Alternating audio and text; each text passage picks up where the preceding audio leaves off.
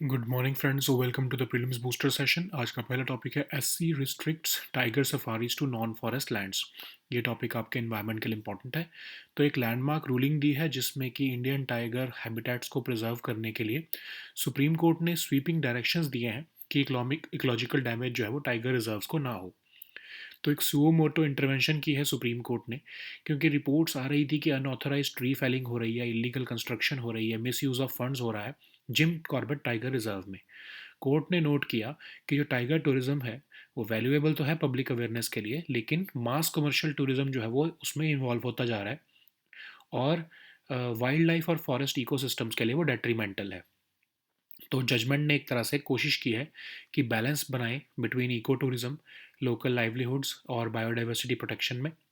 तो क्या डायरेक्टिव्स दिए हैं कोर्ट ने कहा है कि टाइगर सफारीज जो है कोर और क्रिटिकल टाइगर हैबिटेट्स में जो है वो नहीं होनी चाहिए, सिर्फ नॉन फॉरेस्ट और डिग्रेडेड फॉरेस्ट लैंड्स में हो सकती है।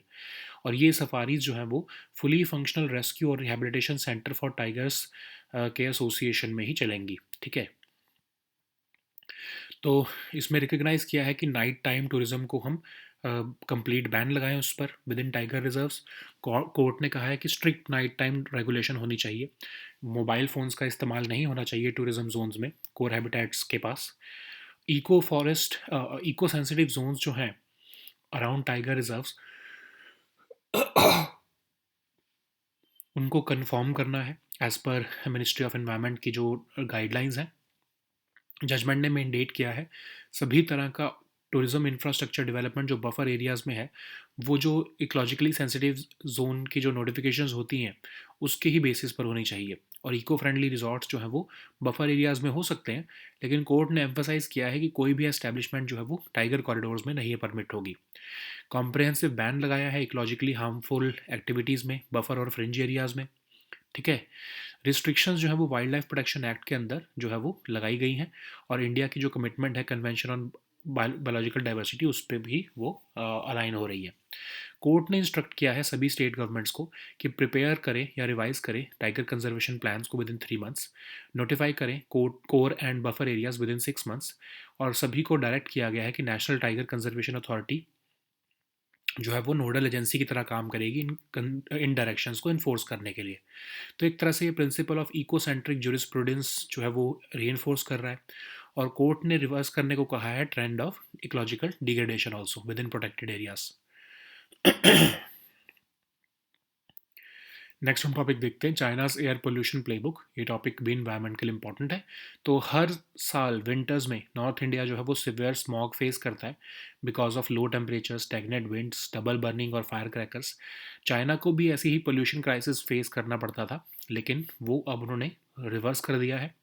तो इंडिया के जो करंट पोल्यूशन लेवल्स हैं वो चाइना के जो लेट 2000s में होते थे उसको मिरर कर रहे हैं। वहाँ पर जब रैपिड इंडस्ट्रियलाइजेशन हो रही थी, अर्बनाइजेशन हो रही थी, तो तब जो है पर्टिकुलेट पोल्यूशन और उसका जो हेल्थ इम्पैक्ट है वो बहुत इंक्रीज हो रहा था। सबसे ज़्यादा न्यूज़ कब बनी? जब 2008 में बीजिंग ओलंपिक्स हुआ। चाइना का मेन पॉल्यूटेंट था पीएम 2.5, जो कि हैवी इंडस्ट्रीज से coal based heating, power plants, vehicles और क्रॉप बर्निंग से एमिट होता था। चाइना ने एग्रेसिव मेजर्स 2013 ऑनवर्ड जो है वो लिए, और उसकी वजह से जो है एयर क्वालिटी इंप्रूवमेंट्स देखने को मिली लगभग 80% ऑफ द कंट्री में। चाइना के 11th 5 ईयर प्लान में एनवायरमेंटल गोल्स को कार्डर इवेल्युएशन सिस्टम में इंटीग्रेट कर दिया गया, जिसमें ब्यूरोक्रेट्स की प्रमोशन डिपेंड होती थी कि वो कैसे पोल्यूशन कंट्रोल टारगेट्स को मीट कर रहे हैं। तो एक तरह से स्ट्रॉन्ग टॉप डाउन प्रेशर हुआ कंप्लायंस करने के लिए। चाइना ने इन्वेस्ट भी किया सिग्निफिकेंटली पोल्यूशन कंट्रोल टेक्नोलॉजीज़ पे, और कई तरह के outdated heavily polluting industrial units को बंद भी कर दिया। और गवर्नमेंट ने पुश किया एग्रेसिवली इलेक्ट्रिक व्हीकल्स को। सिटीज़ जैसे कि शेंजिन जो है, जो कि दुनिया में उन्होंने लीड किया है फुली इलेक्ट्रीफाई करके अपनी मैसिव बस फ्लीट्स को। स्टडीज़ जो है शिंगुआ यूनिवर्सिटी ने कहा दिखाया कि चाइना के सबसे ज़्यादा गेन आया कोल बॉयलर्स पर रिस्ट्रिक्शन लगाकर, रेजिडेंशियल हीटिंग को क्लीन करके, लोकल पॉल्यूटिंग इंडस्ट्रीज़ को शट डाउन करके और व्हीकल एमिशन कंट्रोल्स करके। चाइना के मॉडल में भी पिटफॉल्स हैं, जैसे कि स्ट्रिक्ट टारगेट्स जो होते थे मोस्टली वो फज डेटा से होते थे। ठीक है। और इलीगल रीओपनिंग ऑफ फैक्ट्रीज भी शुरू हो गई थी वहाँ पर।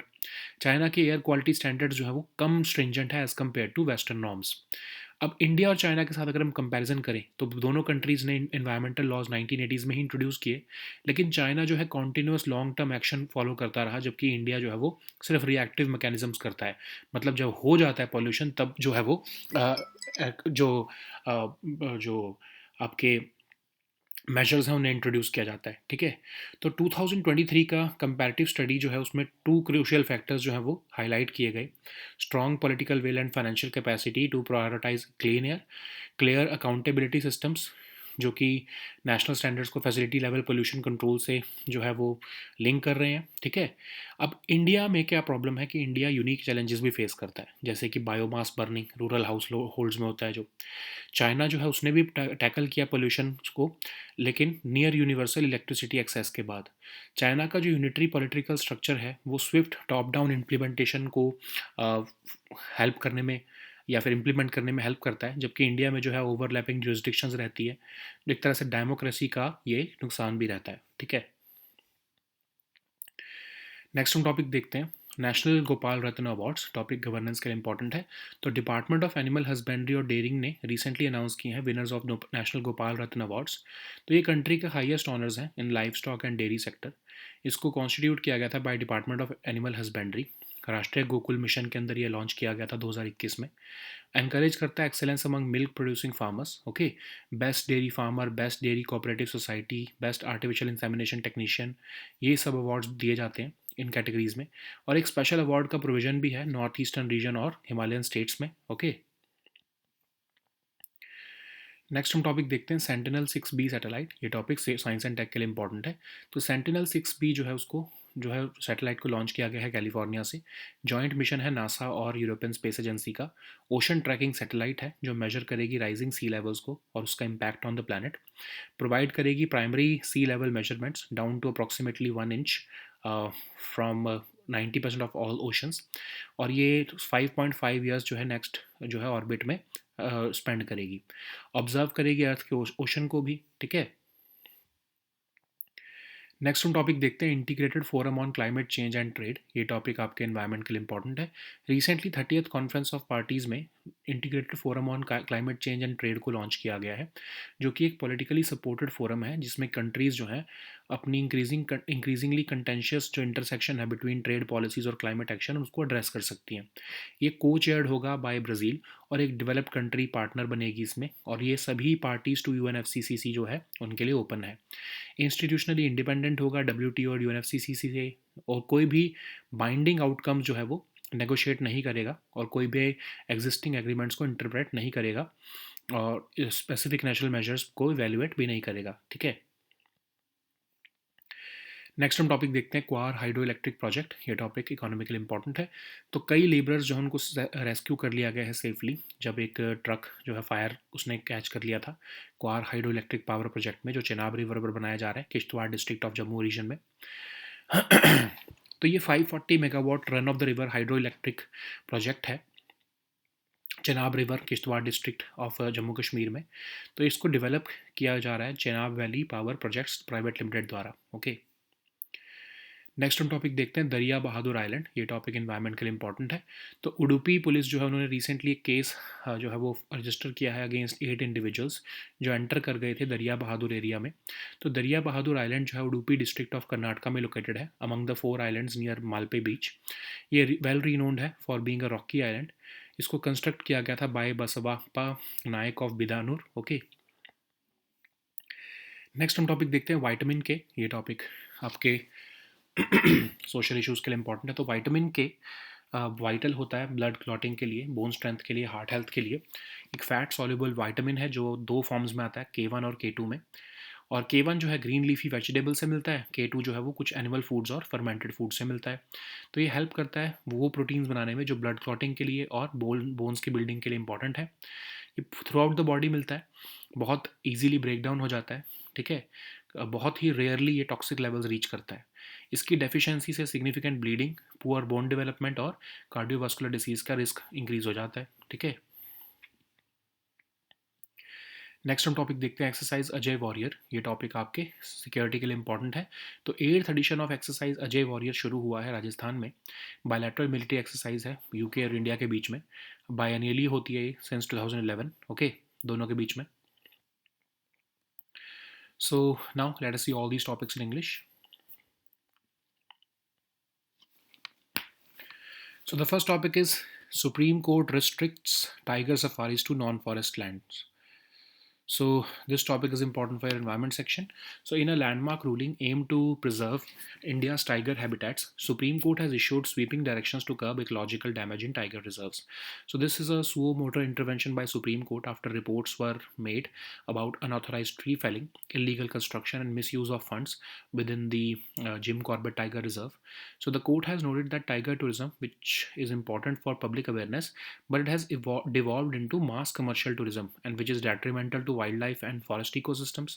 So there is a need to strike balance between ecotourism, local livelihoods and biodiversity protection. The court has prohibited tiger safaris from core or critical habitat areas, tiger habitat areas, and further, such safaris must operate in association with a fully functional rescue and rehabilitation center for tigers. Okay, the court has imposed a complete ban on night tourism within tiger reserves. The court has ordered strict nighttime regulation. Uh, the court has directed that the use of mobile phones within tourism zones of core habitats be strictly prohibited. The court has also directed that eco-sensitive zones around tiger reserves must conform to Ministry of Environment guidelines. And the judgment has mandated that all tourism infrastructure development in buffer areas must comply with eco-sensitive zone notifications. Eco-friendly resorts may be allowed in buffer areas, but the court has emphasized that no such establishment shall be permitted in tiger corridors. There is a need for a comprehensive ban on uh, ecologically harmful activities in both buffer and fringe areas. The restrictions are aligning with the Wildlife Protection Act and the Convention on Biological Diversity. So, the court has instructed all state governments to prepare or revise the tiger conservation plans within 3 months, notify the core and buffer areas within 6 months, okay, and establish effective monitoring systems also. NTCA will be serving as the nodal agency for enforcing these directions. So, this verdict is reinforcing the principle of ecocentric jurisprudence. The court has sought to reverse the trend of ecological degradation within protected areas. So the next topic is China's air pollution playbook. This topic is important for your environment section. Every winter, North India faces severe smog worsened by low temperatures, stagnant winds, stubble burning, and firecrackers. China, which once grappled with similar pollution crisis, is often cited as a model. So India's current pollution levels mirror China's late 2000s phase when rapid industrialization and urbanization sharply increased particulate pollution and its health impacts. This situation gained global attention during the 2008 Beijing Olympics. China's main pollutant was PM 2.5 emitted from heavy industries, coal based heating, power plants, vehicles, and crop burning. Recognizing this urgency, China launched aggressive measures from 2013 onwards, resulting in air quality improvements across nearly 80% of the country. So by late 2000s, air pollution became a major government priority. Uh, China's 11th year plan integrated environmental goals into the Carter evaluation system, where bureaucrats were uh, promoted depending upon their depending upon them meeting the pollution control targets, which created a strong top down pressure for compliance across provinces and cities. So, China invested heavily in pollution control technologies and shut down thousands of outdated, highly polluting industrial units. Government even pushed for EVs. Cities like Shenzhen led the world by fully electrifying their massive bus fleets. Um, so, what did China do in 2013 and 17?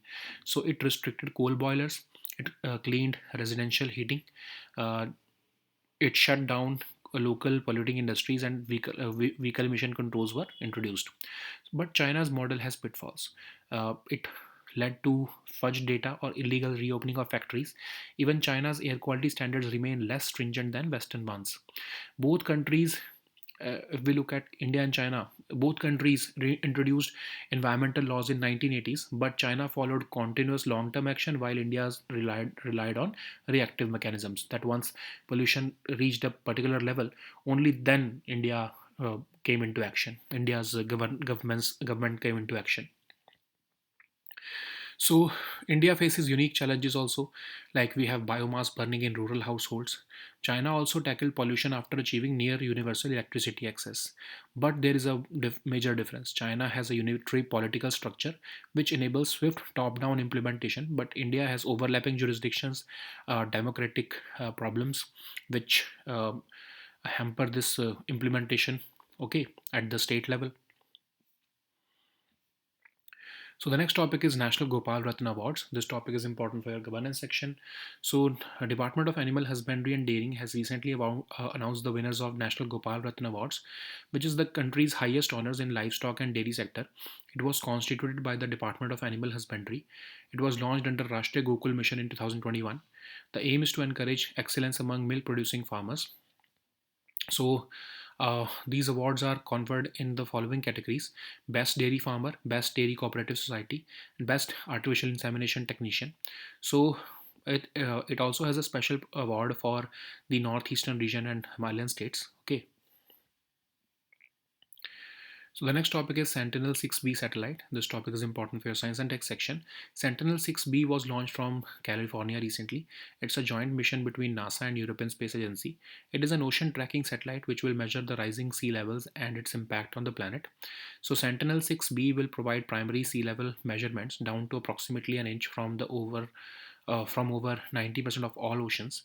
It is expected to spend the next 5.5 years in orbit.